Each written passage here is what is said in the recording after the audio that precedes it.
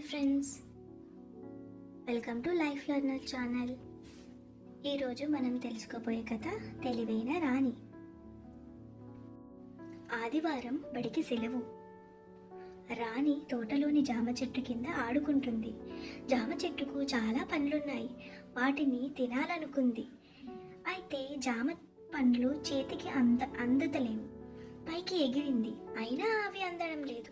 మళ్ళీ ఎగిరింది, అయినా అందడం లేదు. చెట్టు మీది చిలకమ్మ చూస్తుంది. చెట్టుపై నుంచి ఆ చిలకమ్మ, పాప ఎందుకట్లా ఎగురుతున్నావు అని అడిగింది. రాణి, నాకు జామ పండ్లు కావాలి అనింది. నీకు పండ్లు కావాలా? ఇస్తా, కానీ నేను అడిగే ప్రశ్నలకి నువ్వు జవాబులు చెప్తే నీకు జామ పండ్లు ఇస్తా అని ఆ చిలకమ్మ అంది. అందుకు పాప సరే అంది. చిలకమ్మ అడగడం మొదలుపెట్టింది.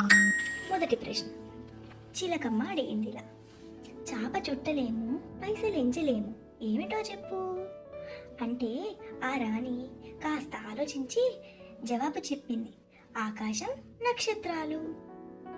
అప్పుడు ఆ చిలకమ్మ, నువ్వు చెప్పిన సమాధానం సరి అయినది అనింది. మరి ఒక ప్రశ్న: తోకలేని పిట్ట 90 కోసులు పోతుంది, ఇప్పుడు చెప్పు అంటే ఆ రాణి, ఇది చాలా సులువైన సమాధానం, దీని సమాధానం ఉత్తరం అని చెప్పింది. అప్పుడు ఆ చిలకమ్మ, అలే భలే భలే, ఇది కూడా చెప్పావే అని చిలకమ్మ అంది.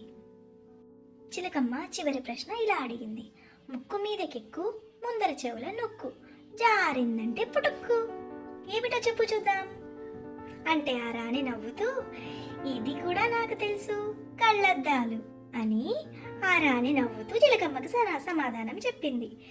చిలకమ్మ అప్పుడు, చిన్నదానివైనా తెలివిగా జవాబులు చెప్పావే, ఇక నుంచి నీకు నాకు సోపతి, ఇవిగో జామ పండ్లు అంటూ ఆ చిలకమ్మ జామ పండ్లను రాణికి ఇచ్చింది.